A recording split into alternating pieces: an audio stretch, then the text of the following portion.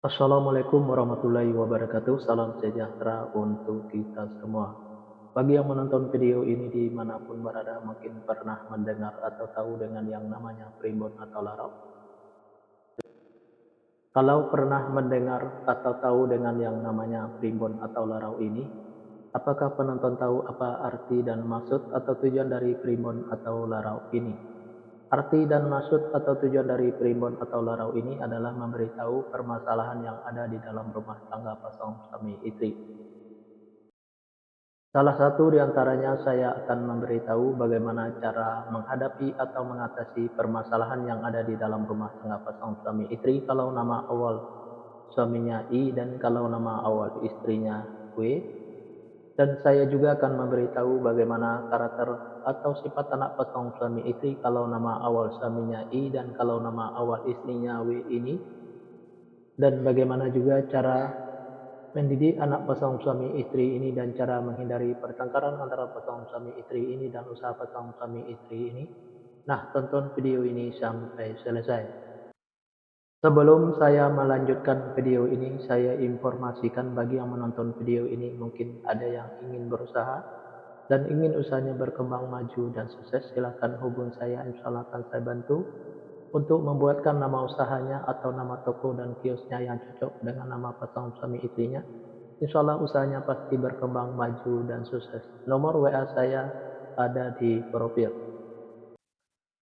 Baik, saya lanjutkan memberitahu karakter atau sifat anak pasangan suami istri ini dan cara mendidik anak pasangan suami istri ini dan cara menghindari pertengkaran antara pasangan suami istri ini dan usaha pasangan suami istri ini di fase yang keempat. Di fase yang keempat ini, pasangan suami istri ini kalau punya anak-anak pasangan suami istri ini anaknya laki-laki, kalau seandainya anaknya perempuan, anaknya pemberani, pintar, dan cerdas. Karakter atau sifat anak pasangan suami istri ini seperti pemimpin baik anaknya perempuan atau laki-laki. Mendidik anak pasangan suami istri ini tak perlu marah-marah apalagi sampai naik darah. Cukup dengan logika dan masuk akal saja insya Allah apa yang disampaikan anaknya akan menerima baik anaknya perempuan atau laki-laki. Pasangan suami istri ini gampang tersinggung baik suaminya maupun istrinya. Untuk menghindari pertengkaran antara pasangan suami istri ini, kalau suaminya lagi marah-marah jangan diladenin dan kalau lagi emosi jangan ikutin emosinya dan kalau istrinya juga lagi marah-marah jangan diladenin dan kalau lagi emosi jangan ikutin emosinya. Pasangan suami istri ini banyak godanya di luar, salah satu di antaranya kalau suaminya itu perempuan, kalau istrinya itu laki-laki. Biar suaminya tidak tergoda di luar, servislah suaminya dengan semaksimal mungkin dari A sampai Z.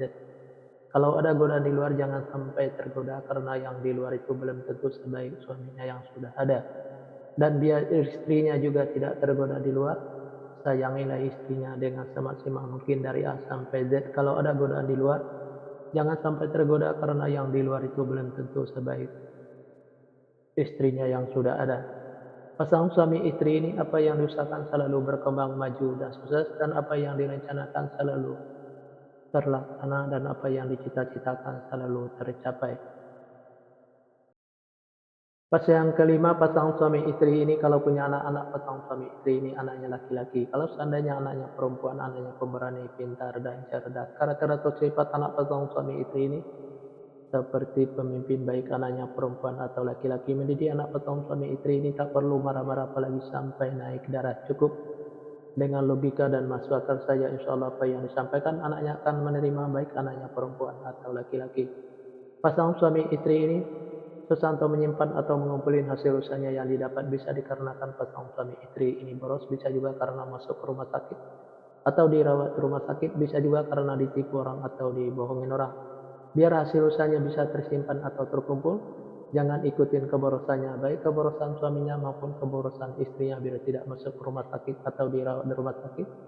Jaga kebersihannya dan jaga makanannya biar tidak ditipu orang atau dibohongin orang.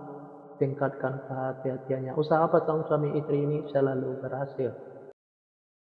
Fase yang keenam, pasangan suami istri ini kalau punya anak-anak pasangan suami istri ini anaknya perempuan. Kalau seandainya anaknya laki-laki, anaknya gampang tersinggung, sensitif, dan manja. Karakter atau sifat anak pasangan suami istri ini penyantun dan penyayang baik anaknya laki-laki atau perempuan. Mendidik anak pasangan suami istri ini tak perlu marah-marah apalagi sampai naik darah. Cukup dengan dimanjakan saja, tapi jangan terlalu dimanjakan. Insya Allah apa yang disampaikan anaknya akan menerima, baik anaknya laki-laki atau perempuan. Pasangan suami istri ini saya sekata saling menuruti, saling ikuti, saling setia, saling percaya. Usaha pasangan suami istri ini biasa-biasa saja, tidak ada kelonjakan.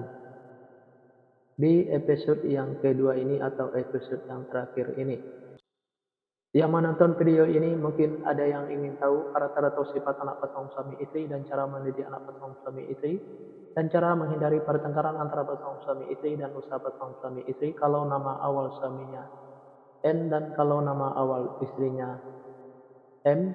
Nah, silahkan tonton video selanjutnya.